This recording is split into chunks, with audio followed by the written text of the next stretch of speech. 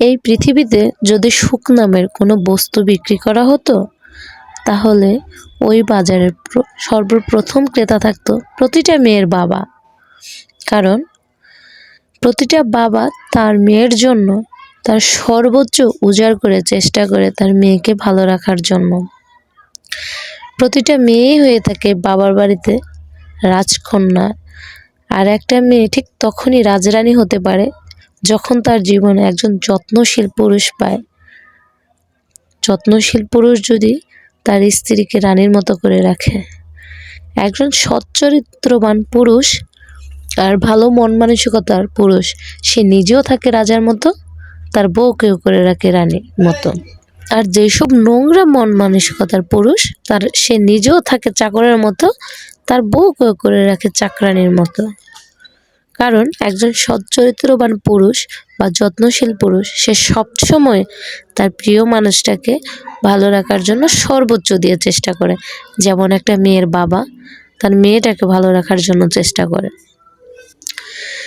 একটা মেয়ের বাবা তার জন্য সব কিছু করতে পারে, কিন্তু দিন শেষে একটা মেয়ে তার বাবার জন্য কিচ্ছুই করতে পারে না, কারণ সে হয় অন্যের ঘরের বউ। তবে হ্যাঁ, এর ভিতরে যদি তার প্রিয় মানুষটা বা শখের মানুষটা তাকে প্রায়োরিটি দেয়, তাকে গিয়ে বোঝে, তাহলে হ্যাঁ, সেও তার ওয়াইফের বাবার মায়াকে নিজের মা বাবার মতো দেখে। যেমন একটা মেয়ের ইচ্ছা, সকল আবদার তার বাবার কাছে থাকে বিয়ের আগ পর্যন্ত, আর বিয়ের পরে সকল ইচ্ছা আবদার থাকে তার স্বামীর কাছে।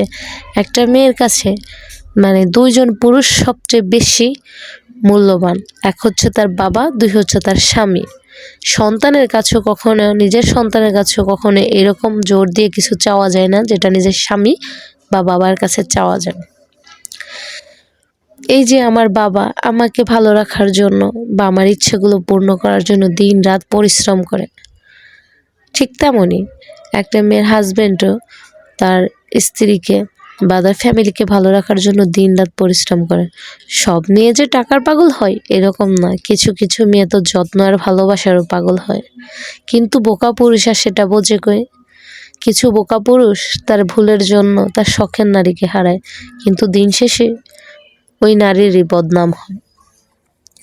আজকে আমি আমার মাকে বললাম, মা, শীতে তো কত কিছুই খাইলাম, কত পিঠে খাইলাম, শীতের ভাপা পিঠা, সেটা যদি না খাই এটা কি মানা যায়? আবার শীত আসবে কবে তাও জানি না। এই শীত যেতে যেতে বেঁচে থাকলে তো খেতে পারবো, আর মরে গেলে তো খাওয়া হবে না। মা বললো, থাক, এত পাম দেওয়া লাগবে না, তোমার যে ভাপা পিঠে খাইতে মন চায় সেটা বললেই হয়। মাকে বললাম, তুমি তো সব কিছুই বোঝো মা। মা, তুমি তো তোমার সন্তানের না বলা কথাও বুঝে নিতে পারো। মা বলল, হইছে হইছে, আর এত ভাব নিতে হইব না, পিঠে খাইতে মন চাই, বানাবো, সমস্যা নেই। তাই মাও আজকে শুরু করে দিল পিঠে বানানো। শীতকালে যেটা মানুষ বলে না, সিজনের সাথে সাথে যে সিজনে যে জিনিসের স্বাদ আসলে ওইটা ওই সময় পাওয়া যায়। শীতের ভাপা পিঠাটা ভালো লাগে, গরমে কি আর ভাপা পিঠে ভালো লাগে? লাগে না। শীতে তো ভিজানো পিঠে আর ভাপা পিঠাটারে চল। তো সেই ক্ষেত্রে মাকে যখন বললাম ভাপা পিঠে বানাইতে, মা বলল যে সব সময় তো শুধু খাইস, কখনো তো কাজে সাহায্য করিস না। আজকে যদি ভাপা পিঠে খাইতে হয় তাহলে আমাকে কাজে সাহায্য করতে হবে। আমি বলছি, ঠিক আছে মা, তোমার হাতে আমি কাজে সাহায্য করব, সমস্যা নেই। তবে সেটা কি সাহায্য জানেন? আমি না লাইটটা শুধু ধরে রাখছি, আমার মা সব কষ্ট করতেছে।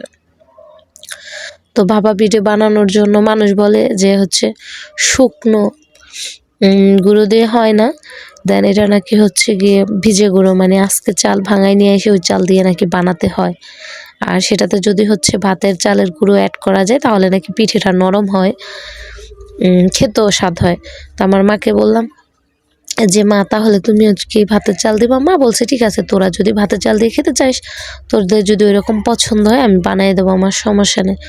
তো আমাদের আবার আমার আপু আর ভাই বলছে যে ওর জন্য অল্প একটু বানাবা ভাতের চাল দিয়ে, আর গিয়ে ওই চাল দিয়ে, আর আমাদেরটাই দেওয়ার দরকার নেই। তাহলে মা এখন কি করবে? সব সন্তানই তো আবদার পূর্ণ করতে হবে।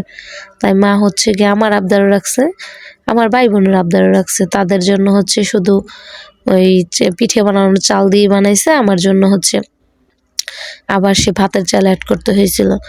মা আবার বলল, আমি মাকে বলছি মা অনেক গুড় দিচ্ছে পিঠের ভিতরে, তাই মাকে বললাম যে মা এত ছোট পিঠে এত গুড় দেওয়ার কি দরকার। মা আমাকে বলল, গুড় যত বেশি দিবা পিঠে মিষ্টি তত বেশি পাবা। তা আমি বললাম তাই নাকি? বলছে হ্যাঁ, শুধু পিঠের ক্ষেত্রে নয়, তুমি যেমন কর্ম করবা, যেমন মানুষের সাথে ব্যবহার করবা, ঠিক তেমনই আশা করবা অন্যের কাছে। তুমি যদি কারোর সাথে ভালো ব্যবহার করো তাহলে বুঝতে পারবা তোমার সাথে মানুষ ভালো ব্যবহার করবে। তুমি যদি কারোর সাথে খারাপ আচরণ করো তাহলে মানুষও তোমার সাথে খারাপ আচরণ করবে। মানুষ বলে যে গাই ভালো হলে নাকি বাছুরও ভালো হয়, ঠিক তেমনই আমার এটা মনে হয়। যদি কোনো সংসারে মা ভালো হয় তাহলে সন্তানরাও অবশ্যই ভালো হয়, কারণ প্রতিটা সন্তান তার হচ্ছে প্রথম শিক্ষাটা পায় মা বাবার কাছ থেকে।